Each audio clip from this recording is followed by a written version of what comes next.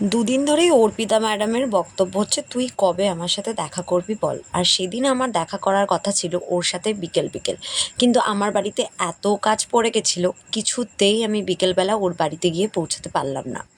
এক তো সেদিন আমার বাড়িতে প্রচুর কাজ ছিল, আর তারপরেও সেদিন আমার হাতিবাগানেও একটু কাজ ছিল। তো আমি ভাবলাম হাতিবাগানে নেমে ওখান থেকে কাজটা কমপ্লিট করে হাতিবাগান থেকে বাস ধরে আমি চলে যাব সিথির মোড় ওর বাড়ি। কিন্তু বেরিয়ে দেখি ওখানে মিছিল চলছে। এই মিছিলটা দেশি মিছিল তোমরা ভেবো না, এটা হচ্ছে আমাদের দেশের জন্য যে সকল সেনারা কাজ করছেন, যারা বর্ডারে থেকে নিজেদের জীবনের বিনিময়ে আমাদের জীবন রক্ষা করছে, তাদের শুভ কামনার জন্য এই মিছিলটা। যে অপারেশনটা হলো কিছুদিন আগে আমাদের ভারতবর্ষের তরফ থেকে সিঁদুর, অপারেশন সিঁদুর, এই সিঁদুরের জন্যই এই মিছিলটা বেরিয়েছিল সেদিন।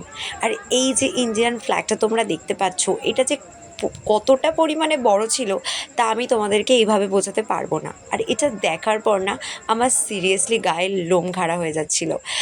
আমি একজন ইন্ডিয়ার বাসিন্দা, আমি একজন ভারতবাসী, এটা ভেবেই আমার যেন খুব ভালো লাগছিল, গর্ববোধ হচ্ছিল। আর আমার মন থেকে আসছিল যে জয় হিন্দ, ভারত মাতা কি জয়। তো তাই মিছিলটা দেখেই কিন্তু আমি ওখানে বেশ কিছুক্ষণের জন্য দাঁড়িয়ে পড়েছিলাম। মিছিলটা পুরো দেখে তারপরেই আমি ওখান থেকে গেছি। তো এদিকে আমি বুঝতে পারছি ম্যাডাম তো আমার ওপর পুরো ক্ষেপে ফায়ার, কারণ ও ভেবেছিল বিকেলে বিকেল গেলে আমরা ওদের বাড়ির ছাদে রিলস বানাবো। আর ও আমাকে বেশ কয়েকটা নাচের ভিডিও এই কারণে পাঠিয়েও রেখেছিল। কিন্তু আমি তো টাইম মতো পৌঁছতে পারিনি, আর তাই ম্যাডাম পুরো ফায়ার ছিল। তো যাই হোক, দেখা করার পরে আমরা চলে গেলাম সিথির মোড়ের এই ক্যাফেটা। এটার নাম হচ্ছে ফুটপাথ। এখানে আমরা কলেজ লাইফে প্রচুরবার এসেছি, অ্যাম্বিয়েন্সটা বেশ সুন্দর।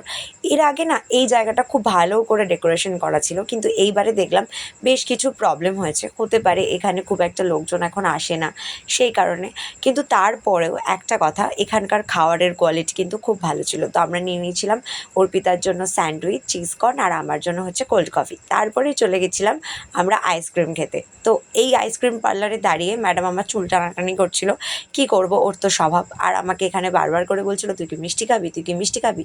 কিন্তু আমি স্ট্রিক্টলি বারণ করে দিয়েছিলাম, না আমার এখন মিষ্টি খেতে ভালো লাগছে না, তাই শান্তি ভরে মন ভরে দুজনে মিলে চল আইসক্রিমই খাই।